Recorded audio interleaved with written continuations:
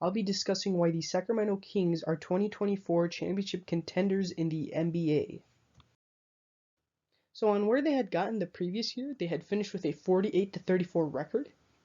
They came out as the first in the Pacific Division, which comprises of teams like the Golden State Warriors, the Phoenix Suns, the LA Clippers, and the LA Lakers. They came out third in the Western Conference, which comprises of teams that I have already mentioned in the Pacific Division, including the reigning champs, the Denver Nuggets, as well as the other very competitive teams in the West.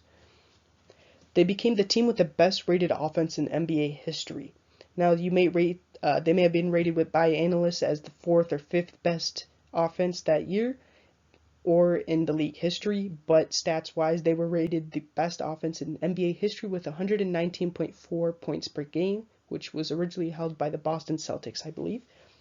They had won multiple awards, such as the Coach of the Year award by Mike Brown, which was an assistant coach that they had brought in as head coach from the Golden State Warriors. So he brought in a lot of that decisive playmaking and that mental attitude that the Golden State Warriors are very proud of and brought them many championships.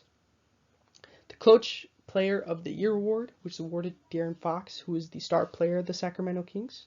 He had made a lot of decisive decisions and very good playmaking towards the end of games and got those very last-second chances and points that proved us to be resilient and come out at the end on top of very tough matchups. They then almost took down the reigning champs, the Golden State Warriors, during a 7-game series. The series was very competitive. It was almost like a chess match. In the end, the Golden State Warriors were more resilient in the 7th game, but it still proves that the Sacramento Kings are very young and will come out possibly on top within the next 2 years or so. So looking forward, the Kings had improved a lot this previous offseason. They had kept all of their heavy hitters from their previous rotation and just improved the players overall. They haven't lost anybody either in their incredible depth that they had acquired that previous season. But they have added EuroLeague MVP Sasha Vezenkov to the roster, who's a player who is not afraid to hit three-pointers from beyond the arc. He was scouted out by Mike Brown, who personally went overseas to watch him play in the EuroLeagues, as well as the 2022 draft pick Keegan Murray, who has improved a lot as well. He had an incredible rookie performance last year. He proved to be resilient and dependable, especially in that Golden State Warriors series that went to 7 games.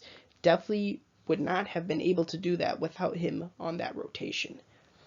The top matchups this time around, looking forward to the playoffs, would have to be the Golden State Warriors, as well as the Denver Nuggets. The Warriors will still be around in heavy hitting. They still have Steph Curry and all their valuable assets. Draymond Green on the team, who originally went into free agency, was still kept by the Warriors. And they have also acquired Chris Paul in exchange for Jordan Poole with the Washington Wizards. So they might even be even better now, this time around. The Denver Nuggets, who are the reigning champions, are not somebody the Kings should shy away from either. Either way, if they incline on being championship contenders this time around in the playoffs, they will have to face either one of these teams or both of them this time around. The Denver Nuggets had proven to be extremely resilient last time around in the playoffs, completely dominating the teams that they had gone against. And the Kings should definitely keep an eye out for either of these teams if they incline on being championship contenders, but they have a lot going for them this time around. They proved a lot in this offseason, and they could very well go ahead and take the championship home this time around if they get through these two teams and the rest of the obstacles that the Western Conference has to offer. This will be the end of my presentation. On the last slide here, I have all the sources that had helped me in making this presentation.